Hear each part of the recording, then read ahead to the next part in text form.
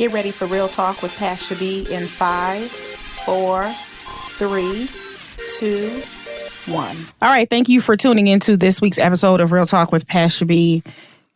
Beautiful, beautiful day here in Atlanta, and we had some pre-talk, so we're ready to get started. Sheneka, how are you? I'm well. Hey, Pasha. How are you? You going to introduce? Wonderful. Yes, I would like to introduce our guest for this episode's topic related to feminism and its impact on male and female relationships. And we're going to talk about it from the standpoint of the workplace, dating, relationships, just the culture overall. So today we have with us Brian and Anthia. Hey, Brian, y'all. welcome. Hey. Anthia, welcome. Hey. Okay, so first, are we going to start with a definition or should we start off with asking? Ask. Yeah. Ask.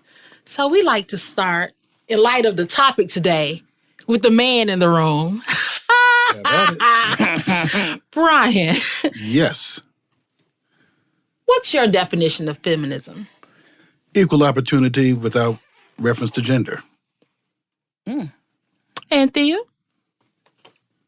I wouldn't say equal opportunity, but equality in socioeconomic, political, racial, gender, with the primary focus being on gender.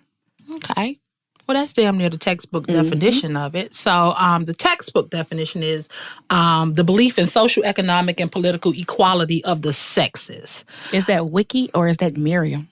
That's Miriam. That's Miriam. Yeah. I didn't want to, Wiki's your man.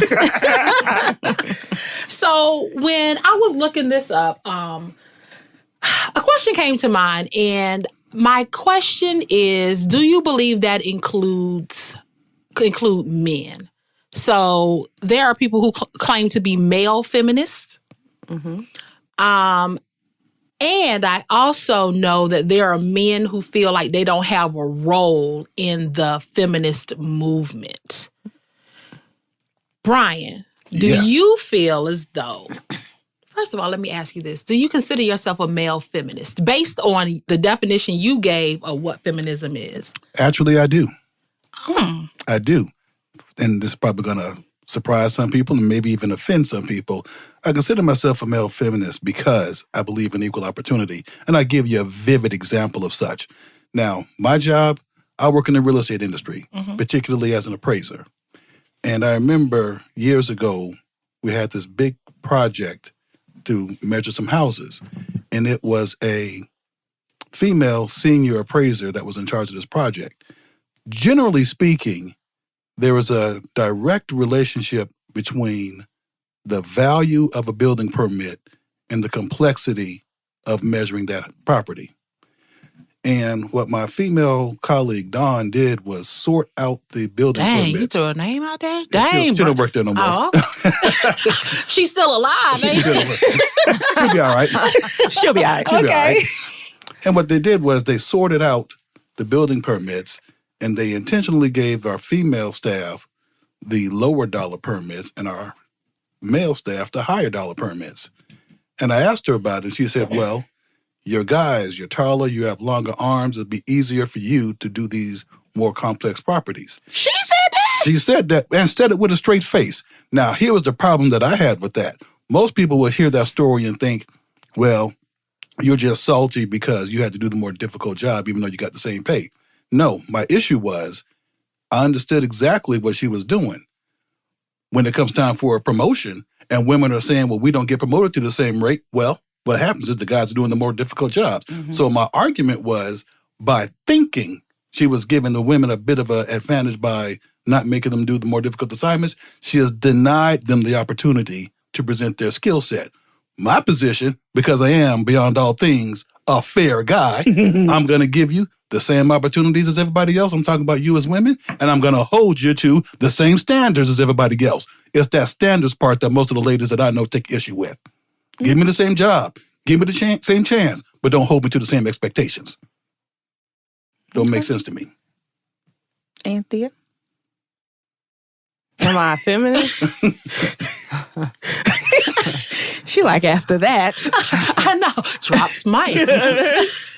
I don't know if I agree with his definition as it relates to women and men having the same opportunity. Because for me, it's not just about the opportunity. It's about the responsibility. It's about the same expectation. It's about if you're, and that's why I don't think I'm a true, to my heart, feminist. No, I'm not. Because I don't necessarily believe that in every area, women really want to be held to the same gender role and expectation as men in most situations. I, for one, don't.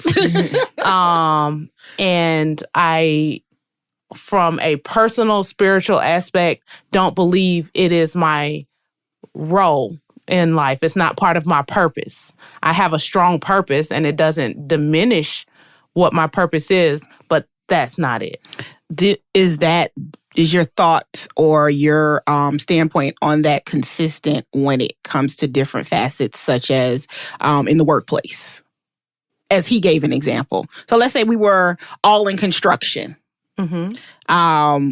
Would you feel, and I'm going to use construction, but in any type of field, would you feel as though Brian should be held to a different standard because he's a man, even though if y'all are doing the same job and or had requirements that were the same? Do you think certain things should go to Brian because Brian's a man and certain things should go to you because you're a woman? No. It just in the workplace. Let me give you a different example. No, Okay. I don't. Not in construction. Okay. I'm going to say, for instance, track and field, because I can relate to that. Mm-hmm. If you put me at the starting line and you put Usain Bolt at the starting line, the likelihood of me ever beating Usain Bolt is slim to none. If he throws on a wig and some high heels, he's probably still going to beat me around the track. So when I feel like, am I a true feminist? No, I'm not, because I believe that men are physically built different. And where those physical differences count, the expectation has to be considered for those things, right? His explanation of the appraiser makes no sense to me, because arms longer or not, you can find a way to get that job done. It may take you a little more effort. It may require a little more time. But it is what it is. You've chosen that profession. You know what comes with it. But where there is no exception to the physicality that you have as an individual because you are a woman, period, right?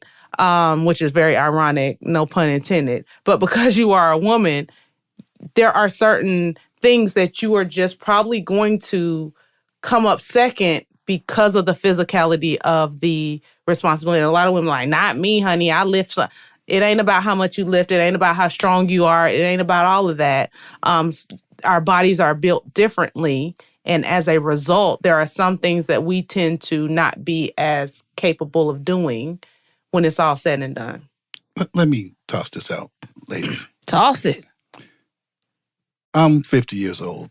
I've seen some things. And I'm going to go back on something because I grew up in a military family. I remember the first female to be admitted to West Point. Breakthrough day, so to speak. One of my favorite movies is G.I. Jane. Everybody ever see it? Mm-hmm. Know what it's about. G.I. Jane is Demi Moore trying to be the first female being a Navy SEAL. Now, my point is to say this. I've had female friends of mine in the military say, I should be able to go to West Point, even though I'm a woman. I should be able to go to the Naval Academy, even though I'm a woman. I should be able to go to Air Force Academy, even though I'm a woman. I should be able to join Special Operations, Black Bag Community, SEALs, Recon Rangers, even though I'm a woman. Doesn't take that much strength to squeeze a trigger on a gun or a rifle. Equal opportunity.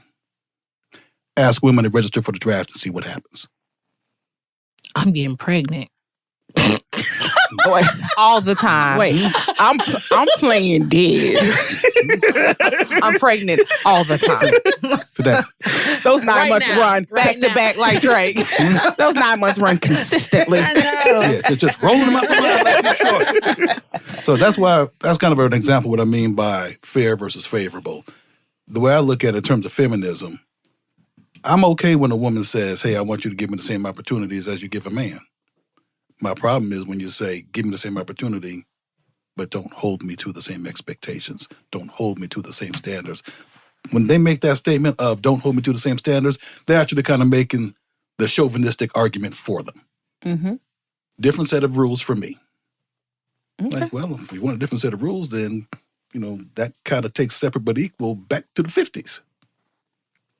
Yeah, and I was listening to one podcast speaking about male feminists, and he was saying that, and I didn't take this into consideration, but he spoke to the title feminism is exclusive of men. However, the definition is inclusive of men when you talk about the equality of the sexes. So in situations, an example that he gave was there are some situations where men are not equal, and women don't necessarily bring them up or support them in their lack of equality. So is that something that you feel, what's up with the face? I'm trying to make sure I understand what you're saying. Are you saying I that think there what are she's saying, some situations where certain people, feminists don't bring men? The title feminist is exclusive of men. Yeah, is anti-male. No, I don't agree with that.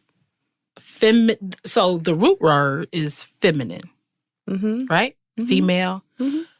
The definition is inclusive of men because you're talking about equality. Mm-hmm. And initially when I asked the question as far as what role do men play, can men be male feminists, and how does that look? His standpoint was that he personally feels as though the whole movement is exclusive of men, even though the definition is inclusive. So you have some men who will not support the movement because they feel like they have no place in there. And there is an element that men and women feel is anti-male in how it's played out. Do you see that? Do you not see that? Well, let me ask you this. I feel like that's it's not all or nothing. I think some people get distracted by the fact that the focus is on the female. And it's not necessarily that, and it's not on the male. The focus is trying to help to give women basically a seat at the table. That is what feminism basically is trying to give women a seat at the table and the opportunity to get in the door. And then true feminism says, you know what? Not only do you get a seat at the table, but we're going to have the same expectation of you once you leave the table. And so men have a strong place. There can be no feminism without the male counterpart being involved, because who generally do we have to convince to give the seat? So if you are the person that renders the decision, then surely you have a place in feminism. And I believe that every male, and I'll use my job as an example. I was there was a promotion open for the next level. I didn't necessarily want it. I was tapped out. Like, look, I don't even know how much longer I'm gonna be here. I'm good, right? And one of my male counterparts who I've always competed with for promotions came to me and was like, look, you have to put in for this position because we're the best candidates, period. We're the best candidates. You and me are the best candidates for this position. And if you don't put in for it, somebody with lesser skill and ability is going to take on that position, right? So he convinced me to step up and take the opportunity for a seat at the table. Now, we both wound up getting promoted, right? But his role in that was that he encouraged, supported, and moved to the side to say there's enough room at the table for the both of us. And I think that is the male role in feminism. And I think the true strong male perspective would say that offering a seat doesn't take anything away from me because I still am who I am, and I'm still capable of what I'm capable of. Do you think Black men, I know we're in Atlanta, so it's a little different demographic-wise. As we talk about this subject, do you think Black men have that capability in general to provide a seat at the table? Or do you think that was it a black male counterpart? Yes. Okay. We're in Atlanta. So I think it's a little different given it was a black male counterpart. Given where we are. No, I needed her to clarify that it was a black male counterpart because you're now bringing race into it. So if it was a white male counterpart, what would that look like? Well, my question is... He would have been like, girl, don't worry about it. You're right. If you don't want to pay for that position, don't worry about it. Across the board, do you think Black men, they're the ones who are providing seats at the table for Black women? Versus white males? Yes. I think it depends on what position they play. I mean, surely there's not enough Black men that have seats at the table to extend a seat. Right. True. Surely that's a common thing. But I think if you are a person of color, period, and you have a seat at the table, you have an opportunity to extend a seat to someone else. Right. And I think even in Atlanta, because we're predominantly, I guess, in the metro, there's a predominant population of Black Americans. I think more women have seats at the table versus men having seats at the table. There are more females in roles of position and power than there are just from a quantitative perspective than there are men. I'd agree. And the reason I say that is this. If the power broker, if you will, is the white male, the white male is more intimidated by the Black male than by the Black female. He meaning the white male, sees the Black male as more of a threat, and the Black female is less of one. I don't know if I agree with that. I think sometimes it's... Do you think it's another man in general? Yeah. Because y'all like to have pissing contests, Brian. Yes, that's what I was going to say. Yeah, we'll even go with that. But I still think they'll give that woman a chance more than that man a chance because that woman is less of a threat to him. And I think what Brian is saying is if it's about extending the olive branch to the next person, it'll be done for a female. But if it was direct competition, would that look different? Well, I actually think it probably would, but a little bit, because I count on people being relatively selfish. I've said that for years, and I still hold on to it. Where I'm going with this is I think part of it comes to which one of these is going to help me get to where I want to get to next. And whichever one can do that is typically going to get the opportunity. And it's funny you should say that. I actually heard, and tell me what you think about this, that because of the stereotypes surrounding Black women, especially professional Black women, as far as having something to prove, that don't look at me like that, Anthea, as far as having something to prove, and they're just out here getting it, right? That white men are more likely to hire a Black woman because he knows she'll get the job done. Like he's almost taking advantage of her need to prove herself. So he'll give her an opportunity before he would another person, even a white woman, because that Black woman has something to prove. I don't know about that. No? I don't know. I'm not going to say no. I'm going to say I don't know about that. I think I think generally speaking, at the end of the day, if we were just to be honest, if a white man had the opportunity to hire a Black man or a Black woman, they're going to hire a Black woman or a white woman. They're probably going to hire a white woman. Yeah. Just is what it is. Got it. So one of the other things that we wanted to talk about was culturally how feminism, from the origin of what it was back then to what it is right now, culturally for us, is it needed, or has it served its purpose? And maybe we need to either move on from it or continue to embrace it culturally for us. Are there benefits for us culturally? I don't know if this is going to come up later on. I want to be sure I talk about it, so I'm going to toss it out now. Mm-hmm. As we are in February, Black History Month, there's an idea that kind of concerns me. This is me being the philosopher again. Nika's heard me say this sort of thing before.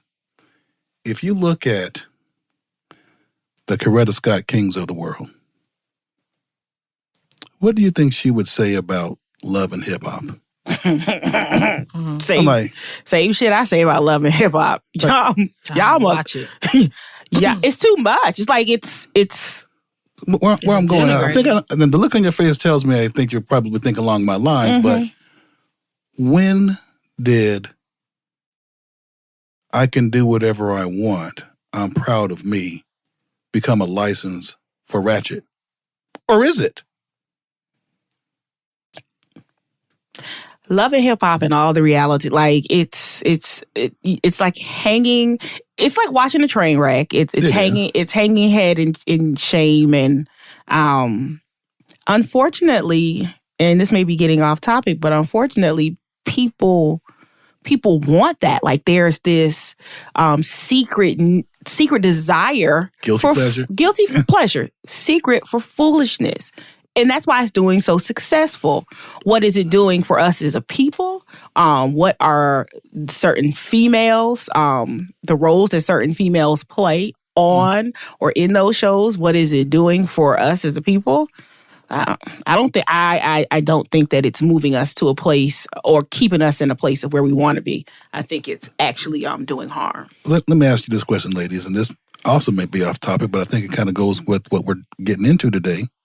On the fringe, at least. I saw something different along those lines.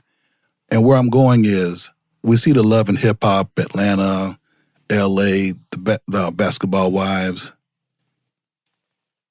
But there was a show about black sororities that I think existed one episode and got canceled real quick. Was it on BET? I don't know. Oh, no. I don't know. But do y'all know which one I'm talking about? Mm-mm. Wow, that's probably a good thing. I don't have Basically, TV. So black sorority women, historically black sorority members, I think that show lasted one episode, and the backlash was swift and severe. I am actually proud of it. But where I'm going is, why was that show so publicly vilified? But then there are about 4 different versions of the Love and Hip Hop where the ratchet is being glorified. Wait, why was it? What was the argument that it was vilified? What was the show about? Was it about, did they portray them in a positive light, or was it portrayed in a negative light? I'll do you one better. I think it was portrayed in an accurate light that just happened to be negative. Mm-hmm. Like if you just open up the camera and just say, go, what's the camera going to show? And I think they probably would have.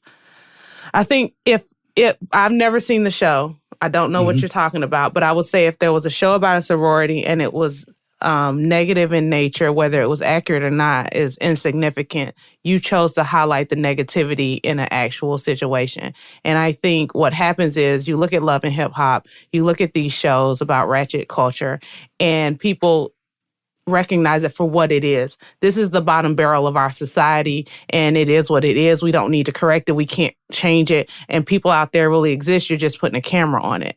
Sororities and fraternities, though, the reason and the creation for them is so indoctrinated in civil rights that to put a negative spotlight on it undermines what you would say are normal Black people, the vision of normal Black people. Now, we recognize that Love and Hip Hop, all that is just ratchetness, and they're doing it for the cameras, and they're making a lot of money. But when you turn the spotlight on a sorority that is about serving, and it's about Black people coming together and becoming a sisterhood. It's supposed to be positive. And it's supposed to be positive, and you highlight the negative, and you don't show the service that they do in the communities and stuff like that, then I would say it's not an accurate portrayal. And two, that's what you chose to highlight. So therefore, yes, it should be a swift backlash, and to the extent where it's absolutely not supported. It is what it is. I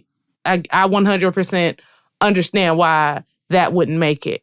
And the ratchetness does. Got it. Because we recognize it as entertainment, but you're not finna entertain. I'm not entertained by you attacking some of the things that are core to the Black community. I'm just not going to do it. I'm not going to even watch. That's like if there was a negative portrayal or some type of film or show that came out as a negative portrayal of some of our Black leaders, MLK, Martin Luther King, things of that nature. I don't think that we would support it.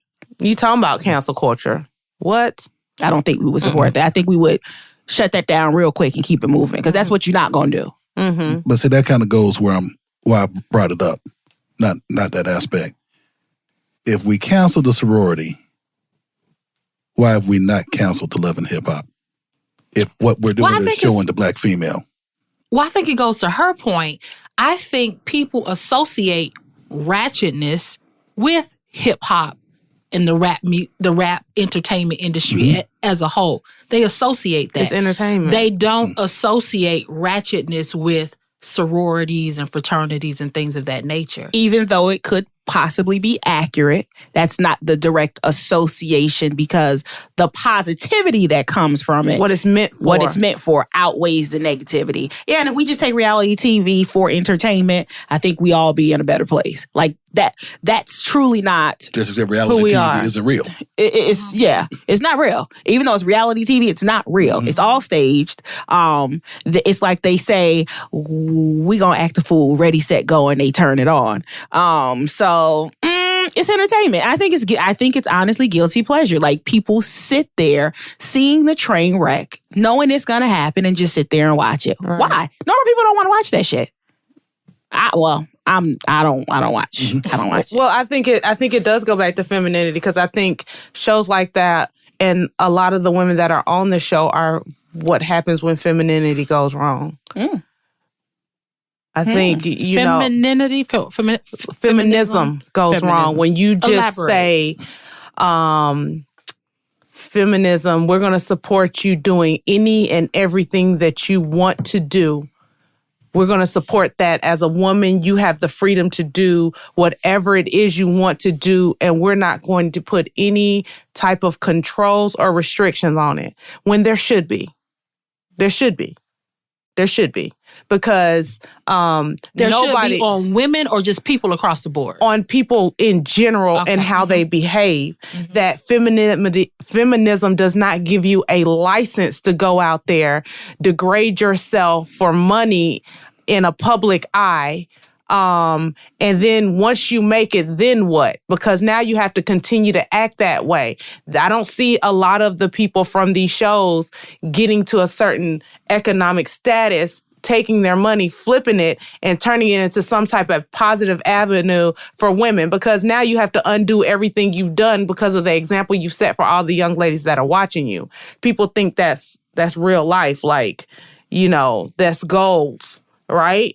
And I think when we don't put safeguards or controls in place and help people to understand who they are and the importance of a positive image, then you have people saying, I'm a feminist. I'm going to do what I want to do with my body. If I want to show it, if I want to do this, if I want to do that, it is what it is. Ain't no man. And then we turn men into a oppressor. And say, ain't no man gonna keep me from doing what I want to do, da. But on the show, you're controlled by one. You pimped out by one. Okay? So, I think it's that mindset that we have allowed that kind of creates this space for people to go completely left and Girls- blame it on girls go feminism. wild. Yeah. So Or like Amber Rose And slut blame walk, it on like feminism. Slut walk, Yeah. with Amber Rose. No reason to be ashamed that, you're putting yourself at risk of disease. And most people that... Or even to call yourself a slut. Yeah. Which is a derogatory word. You can't take it back. You ain't taking it back. You ain't taking back the word bitch either. Now, I'm sorry to ruin it for you ladies, but there's no such thing as taking back that word and turning it around. Girl, I'm a bad bitch. No, you just a bitch. So is feminism needed in 2020? Do we still need feminism? Yes, absolutely. Because I think a lot of times people will give you a seat at the table because they want you to perform. Love and Hip Hop is a perfect example. We'll give you a spot on TV. We'll give you an opportunity, a platform, but you've got to behave in a certain way or you don't even stay on the show. We cancel you from the show because you're boring. You're not willing to fight. You don't argue. Don't nobody want to watch nobody peaceful. Right. Nobody wants to watch peaceful people on TV. We want you to turn up and be ratchet. Right? So, yes, there's a place for it, but there's a place for feminism in the way that I think it was meant. But let me toss this out, ladies. And I get what you're saying with that, particularly with the Love and Hip Hop thing. I see the incentive for the people on the show. There was no gun being held to the people that are watching it. And as a businessman, ratings equal success in the entertainment industry. If somebody's buying it, I'm going to sell it. Yep. So I'm not mad at the person providing the service. The market always sets itself. So I think how this ties into our topic is if there are a bunch of women watching this show, who really needs to be talked to? I disagree. I feel ahead, like the Thea. people that provide the show, that are behind the show, that produce the show, Mona Scott calling you out wrong. You shouldn't do that because you are creating a image not just for other Black people, but for white people to view African Americans like that. Now, if you go all the way back to when they had black and white shots and they had white actors dressing up in blackface and dancing around like buffoons, then you would say, well, I blame the person that put it on television to let white people believe this is how Black people actually behave instead of highlighting positive images of Black people. We've been fighting for positive images of Black people for a long time. So I would say, yes, you have power, you have ability, you have authority, you have a lot of things that you could focus on, but you're focusing on the degradation of a culture, not the things that we do well. So I blame them. I blame for everybody's accountable. The people that allow themselves to be used in that way, the people that film, produce, and then they're going to say, well, somebody got to do it. Oh, okay, but it doesn't have to be you. It doesn't have to be you. If they did a behind the scenes, right, of these shows and every single producer, director, cameraman, the person holding the boom, if everybody was white, how would you feel about it? Well, I agree with both of you, actually, because at the end of the day, if no one was watching it, it wouldn't still be on. But the onus is not just on the audience. And I agree. Everybody. It is on everyone, including the audience. Right. And at the end of the day, I feel, and I do agree with you, at the end of the day, if the audience wasn't watching, that ripple effect would be that there would be no Love and Hip Hop. I remember. It's supply and demand. It is supply and demand. One of a movie I saw years ago, People versus Larry Flint. I don't know if all of you ladies have seen it, but one of the things that had my man Woody Harrelson on it was talking about Hustler Magazine. And my favorite line was, if you don't like Hustler Magazine, don't read it. So if people are watching it, hey, the market sets itself again. The market does. The market sets itself. What does it say that actually Mona Scott is a Black female and she is the brainchild behind all of those? What does that say? She knows her people. No. She know what you want. She know what you want. She got that good stuff. Oh, that's awful. Well, is it wrong? Yes. She knows what you want because guess what? It's still on TV. Yes, but I would even say that the audience for Love and Hip Hop is not just Black people, because us alone watching the show never keeps the show on air. I don't know. But I'll say the cast primarily is Black people. Yeah. So I know that there are probably white people who find that entertaining. But I think if we were to look at the numbers, I think the primary population of people watching Love and Hip Hop are Black people. Oh, that's unfortunate. It is. It is. But that's really that's unfortunate. The market setting itself again. That's the market, yeah. No. Because you have a lot, and the demographics may even be of a younger population, because the entertainers that they're using to put on these shows, I think some of these people aspire to want to be in that field. Up and coming. Mm-hmm. So people in our age group, yeah, there may be some people who are watching it, but we're not sitting there week after week after week as the large group of people who are watching it. It's the younger people. It's the teenagers. It's the people in their young 20s and maybe even their later 18 to 34. Is that the target demographic? Yeah. It is. 18 to 34. And I say this for many years now, a lesson I actually learned the hard way. You don't get paid to sell what you want to sell. You get paid to sell what people want to buy. Absolutely. Your job is to find out what that is. What it is. Yeah. Yeah. So let's talk about how feminism looks across the race spectrum and the impact and the agenda that it may have for white women versus Black women. I'm sorry I said that. I think they call when white feminism mainstream feminism. It's referred to as mainstream feminism, if I'm not mistaken. So does it look different for I think white it people? I think it White does. women I think Black they women? tend to their experience is different. Mm-hmm.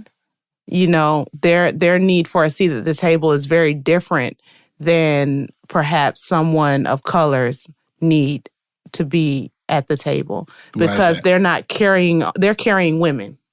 I'm a woman, I'm at the table. Mm-hmm. However, that person doesn't necessarily relate to, understand, or has not educated themselves about the experience of other cultures. So therefore, when they sit at the table and they become a decision maker, it doesn't represent the rest of the females. And so for people to be multiculturally incompetent to sit at the table, it doesn't necessarily help all women, other than the fact that now that there's a woman at the table, people may be more inclined to allow other women, including women of color. That's the benefit of a white person at the table. But if they're culturally competent, they may bring, some expertise, some different dynamic, but it's about that person's knowledge and what they're giving themselves over to. So let me phrase it differently. Mainstream feminism, mm-hmm. How are other races inclusive of mainstream or into mainstream feminism, or is it not? They're not. That's why it's called mainstream. Like mostly white people, like your Taylor Swifts, your what's the lady? I can't remember her name. She's from the South, white lady. Shit, there's too many of them. I know. She's an actress. She's gotten into production work, and she did, I want to say Sweet Home Alabama or something like that. Oh, I know you're talking about Reese Witherspoon, yes. Right? Mm-hmm. So there are white women who are feminist, and they're out there and they're pushing the needle to get women a seat at the table, and that alone helps Black people, Asian people, people of Latin descent secure a seat at the table, because you know what? We had experience with this white woman, maybe this Latino woman, maybe this Black woman may also bring usually money to the table or some other benefit to what we're doing. Are they a part of mainstream feminism? Because then it sounds like they are.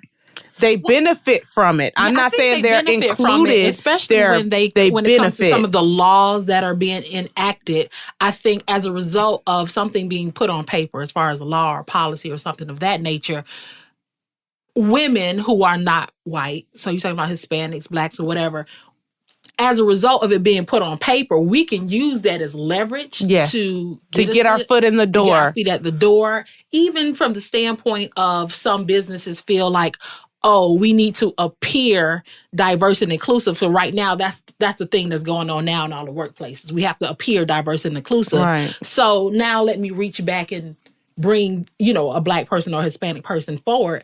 So I believe as a result, that's how we benefit. But I believe that benefit is indirect. Yes. It's not direct. It wasn't meant to The focus us. is not on Black people. Yes. It's not on women of color. It's not on sexuality. It's not. It doesn't include other facets of the minority of women. Yes.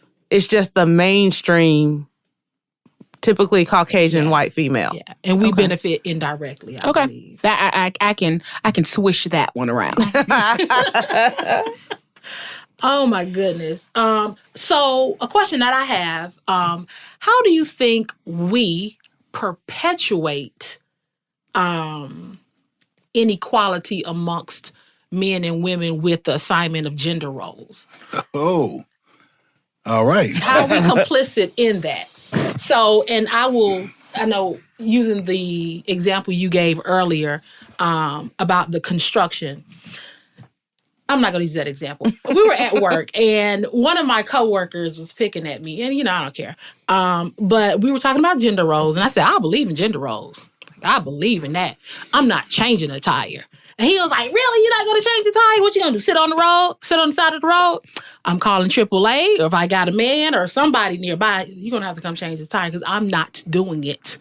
And he was clutching his pearls like, as a woman. No, what he said was, that's something you need to know as a whole. Yes. Like, everybody should know how to change a tire. Yes. I don't subscribe to that. That is a man's job. Okay? Girl. I'll give you an example of something. All I know is when the zombie apocalypse happened, Pasha's making it on the island. Sheneka won't. I'm changing tires. I'm jumping on somebody's back. Shit, me. I'm changing these spark plugs. Not I'm hot wiring this when car. the zombie apocalypse happens, nobody's letting you jump on their back for too long, okay? I'm changing tires. Take me out. How about Sheneka, first of Yeah. all, you're not the type of woman that's jumping on nobody's back for a long time. You better plan to walk, run, skip, Oh my God, I'm not skateboard. I don't know what you're going to do, boo-boo, but I am a healthy woman. Yes, There you is are, a and I'm man not hating out there on that can it. handle all of these. well, you better hope he's close by during the zombie apocalypse, okay? Because it's everybody. It takes a special man. You know what I'm saying? Everybody gonna be for themselves. So I Yes. do think that there are What you want to say, Brian? Well, hey, I'm 6'1", 330, and probably the founder and president of the Thick Chick Fan Club. So if it weren't for this, we could talk. Somebody can handle it, Anthea. but I do think that the basic skill set. So come on now, like So even outside of that, with children, do you require girls to do washing dishes, clean the house, and boys mow the wifely yard, duty. and things like that? I'm going to toss this out along those lines. It actually kind of rolls that in. I think probably, perhaps unintended, ultimate destination or achievement of feminism is the complete and utter destruction of pussy privilege. And I give you an example of such. Hopefully you've never seen it with your own eyes. Mm-hmm. If cops ever get called to a house for domestic violence, who's going to jail? the man. A woman can shoot a man in the face with a bazooka and the cops will still take him. And I've said this before, in reference to the show called Snap. If a man kills a woman, society will say, that is one sorry, sick shitbag of a man. If a woman kills a man, what's society saying? What did he do to push her to that point? Am I wrong, ladies? I have that in my notes somewhere. Oh, okay. All right. Good. I did find something that kind of led to those. Go ahead. Carry on. I'm trying to find it. I have a lot scribbled here. She is perusing her notes. But you asked the question, or someone asked the question, are we expecting for females to do certain things versus males to do certain things? I think in certain arenas it crosses the line. So I have a male child. He is older, and I have a female child. She's the youngest, and I don't think that well, I'll say this. So my son, like, I think, yes, the expectation is that you're gonna take the trash out. How old are they? Grown. My son is 24, and my daughter's 17. So it's not that I won't take. Thank you. Brian, I guess you're saying that because it doesn't look like I have children. Clap for me, God damn it. Thank you. I mean, she's 65 years old. I mean, what you expect? Damn. Retire. Right. Retire. Trash, like, the expectation is not necessarily that he's going to handle that, but he's the primary person that's going to handle that. So Is it because he's a male? Yeah, because I don't have time to be lugging that shit out and taking that little willy shit to the curb and all. I will do it, don't get me wrong. But I think other household duties, that's kind of nobody is not able to do it. So like my daughter, I'll tell her sometimes, especially if I'm feeling like being a not good mother. I'm not gonna say not good mother. I feel like being a bitch. Go take the trash out. Because I really, really, really don't want the tone set that that's a responsibility of a male only. I think when it's time to roll it out sometimes at night and things of that nature, it's just easier for him to do it, or his schedule allows for him to do it easier than other people. But no, I'll get out there and I'll take the trash out if I have to. He'll wash the dishes. My children wash their own clothes from the age of 12. I'm not washing any of y'all clothes. So, as a male, he has to wash his own clothes. As a female, she's been washing her own clothes.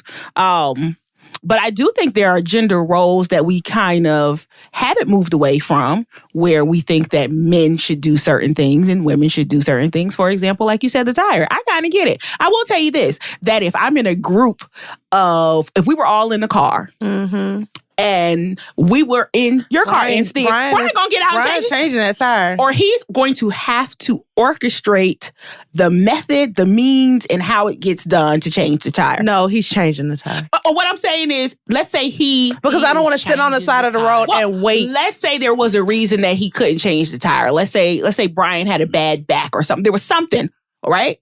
Let's say he didn't have all of the tools in his car to change the tire.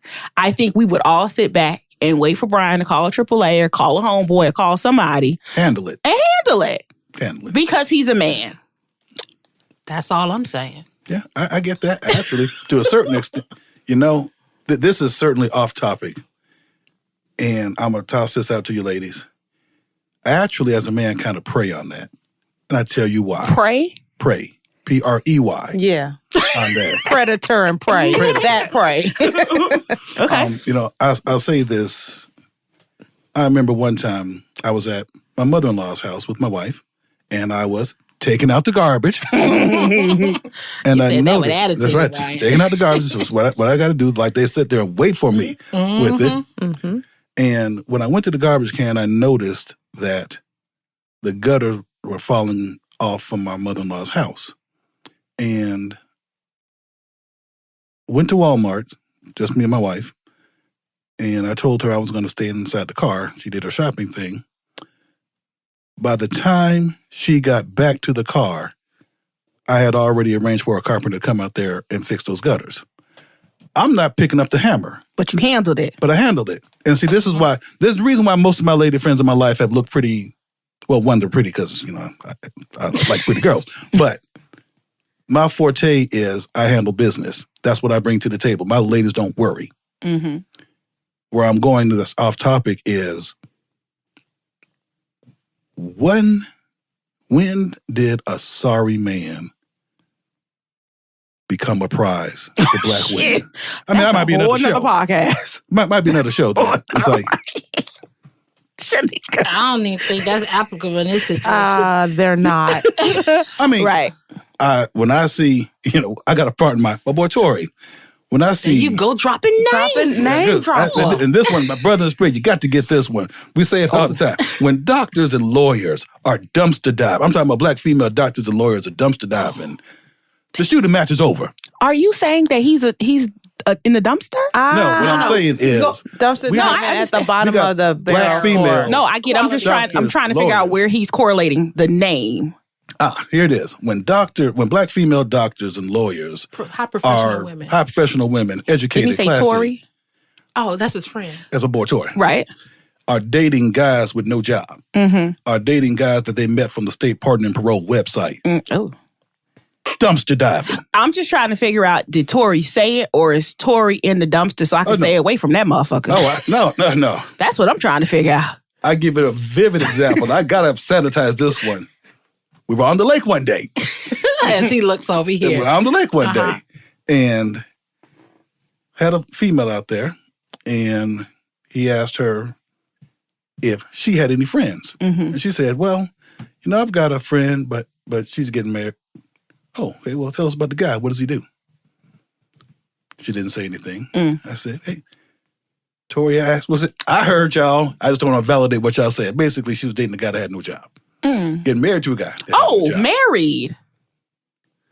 Ooh. Now, I can't go into great detail on this, but all this goes to say that she's a pretty lady, both of them. And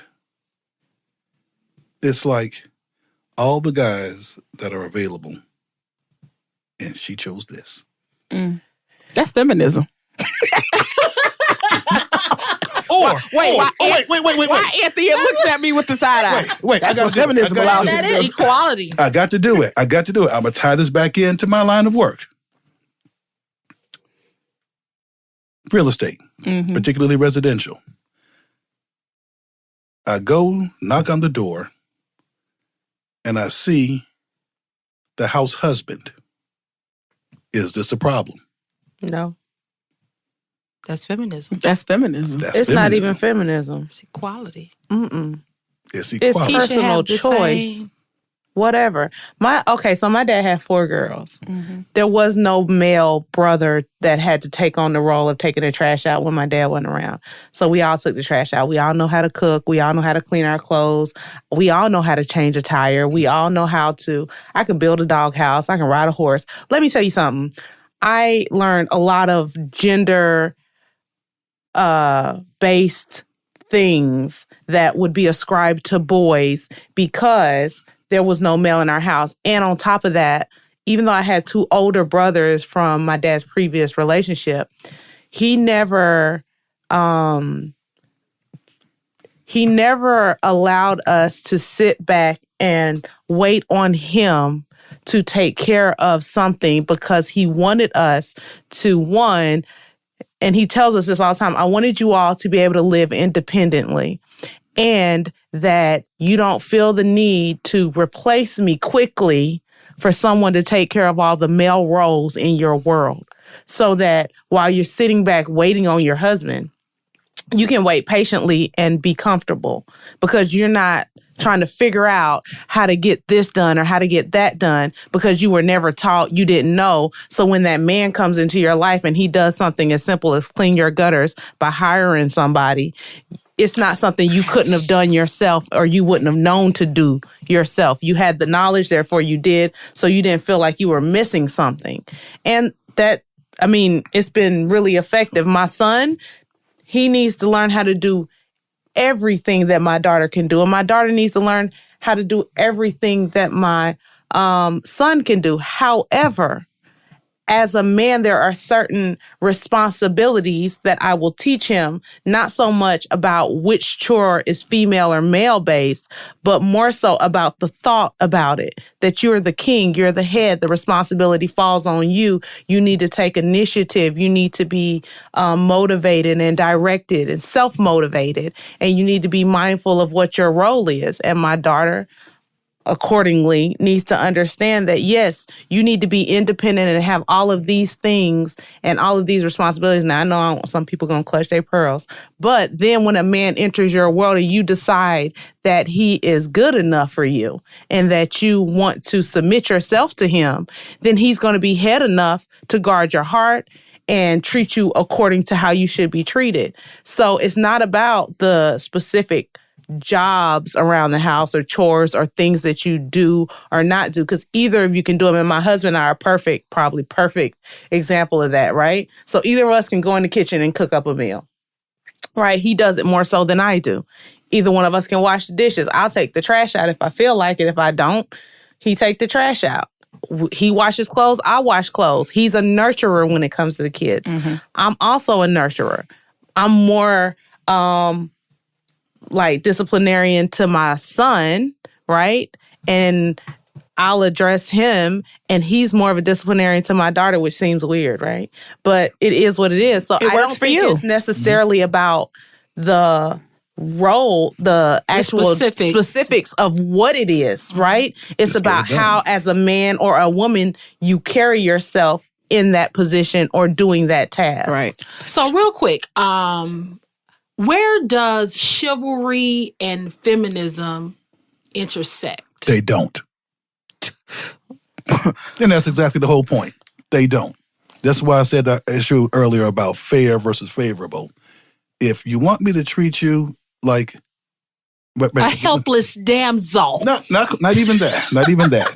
And actually, it was one of my Facebook friends, frenemies, that coined this phrase. I'm gonna give the credit where it's due. You said frenemies? Frenemies. Got you. You have a few of those, don't you? I do. I got people that don't like what I say, but they respect how I arrived at their opinion. Got you. But basically, what they said was one problem a lot of women have is that they have 1950s expectations of men and then new millennium expectations of themselves. Mm-hmm. My thing, I don't care which time period you're in. Just pick one and stay there. If you got 1950 expectations of yourself, then get ready for 1950 expectations of me. If you want new modern millennium expectations of yourself, then get ready for that from me. And I tell you specifically where this came from. Men ain't men no more. I saw my granddaddy get up at 5 o'clock in the morning and go to work and bring his whole check home to my grandma. Men don't do that no more. I'm like, no, men don't do that no more. For one, your grandma probably dropped out of school in the 7th grade and started having kids. And if you ask her, she probably didn't want to do it either. She just did it. Those were the expectations of that time. So if you want to say, as a lady, as a woman, give me the same education as a man. Give me the same job as a man. Give me the same pay as a man. And then don't tell the waiter to put the check in front of me at a date. You want to be equal across the board. Go out there and get the bag also. Get that bag. Right. I'm not changing no tire. Wait, Anthony. What we got here? What do we have here? That's funny. We can get the same, and I'm gonna say me and my husband are a good example because we pretty much have the same check. We have the same job almost. Mm-hmm. We bring home similar bags. I may even bring a bigger bag home. Evenly, but I will say that bring home the same. Oh, girl, don't do that. Don't do that. Don't do that. That's for off the air. Don't put my business in the street. But we bring. Okay. Well, we're both working professionals. Let's just leave it at that. Yes. Okay. But I will say this: he takes care of all the bills in the house. Mm-hmm. Period. With his entire check, check goes towards taking care of my house. Yeah, right. And my money, when I asked him, because I asked him for accountability, babe, you never asked me how much money I have in the bank. I have a separate account. He'll be like, babe, something. I'll be like, well, why didn't you do that? Well, I ain't had no more money. I said, babe, I'm sitting over here with a hefty amount in the bank. All you had to do was say, babe, I need you to take on whatever. But he's so been indoctrinated that, you know what, as the head of this household, I'm responsible. And that's what I want, by the way. I'm responsible for this house. So I take care of home first and whatever's left over. I trust that my wife is going to. So when we go out on a date, you may very well see that they're going to naturally hand the check to him. And then I'm going to take the check and I'm going to pay it. right? Because for the most part, I'm responsible for our luxuries, our vacations, the clothes on the kids and stuff like that. So that's a very gender specific thing that people be like, yeah, she's doing a woman's role by taking care of the kids and all of the extras, you know, making the house nice and pretty. And she does that. And it works for us because that's how we choose to do things. So there is room for chivalry in feminism. He lets me be me. He lets me have my goals, my dreams. He supports my work-life balance, right? He supports the fact that I make more money than him. He's okay with it. You wasn't supposed to say that on air. Everybody knows. I just saying I don't want Sheneka to say how much. Oh, okay. But, you know, he supports that. But at the same time, when I come home, he opens my door. You know what I'm saying? He makes sure that if it's raining outside, I'm the one parking in the garage, not him. He's chivalrous by nature. And his kindness keeps me submitted. All right. So I think there's room for chivalry in feminism. Let me toss this out. Okay. Because you mentioned something I appreciate. There is a general expectation amongst society today. I'm talking about particularly within marriage, that her income is hers and his income is theirs. That would not happen in a gender-neutral society. Another thing that I saw, and I'm not wishing this upon anybody, something I saw that's kind of odd, and I actually incorporated this in a grad school paper. Divorce. Like, if the wife made 30% of the income and they had kids, she would be responsible for 30% of the finances for the children. But if they made money together, she would be entitled to 50%. Like, why is a standard of fairness for allocating liabilities proportionate to income, but then the standard of fairness for allocating assets is equality? And I know we're wrapping up, but to your point, and you stated it earlier, as far as the inequality as it relates to men in the court system, there isn't fairness there. Even with the sentencing, men and women being sentenced for the same crime, women, I think it's 60% longer. Men are sentenced 60% longer. Are given 60% longer sentences than women. When it comes to custody, there's inequality in how that determination is made. So there are inequalities. So earlier when I spoke to a man saying that there's no room, or feminists aren't necessarily bringing men into the fold when it comes to equality, because there are inequalities as it relates to men. What's my position? So that those are some of the things that he was referencing as far as inequalities. Right. Well, and we're okay with that because it benefits us. That's the point I was getting at. We're okay with it in that, in terms of society tends to move to a point of balance and harmony. There are certain things that benefit men. There are certain things that benefit women. Women, the uber feminist wants everything that benefits men to go away while maintaining everything that benefits women. The issue is, if you wanted true equality, everything would be equal across the board. All right. On that note, we're going to wrap this podcast up. This was a very interesting topic, and glad to have Brian here at the table, because we usually don't always have a male perspective to shed light on some things. So, Brian, thank you for joining us today. Quite welcome. Thank you for having me. Anthia, thank you for... I appreciate that. I think he got awarded just because he's a male. He did. He did. He did. It's masculine. It's masculine affirmative action. Deal with it. Anthea, thanks for It's pipe privilege. Jesus. Disrespectful. Anthea, thank you for being candid and always giving us the real. Oh, geez. The real. Thank you. Hey, Sheneka, Are you girl. gonna thank me? Sheneka, thanks. What are you thanking me for? Be specific. Thank you for your ability to, keep us diverse with our topics, and always thinking outside. Because I did pick this topic. Anyway, I was trying to wrap this shit up, but she's trying to just make it more than it is. Thank you again for tuning in. Until next time, peace.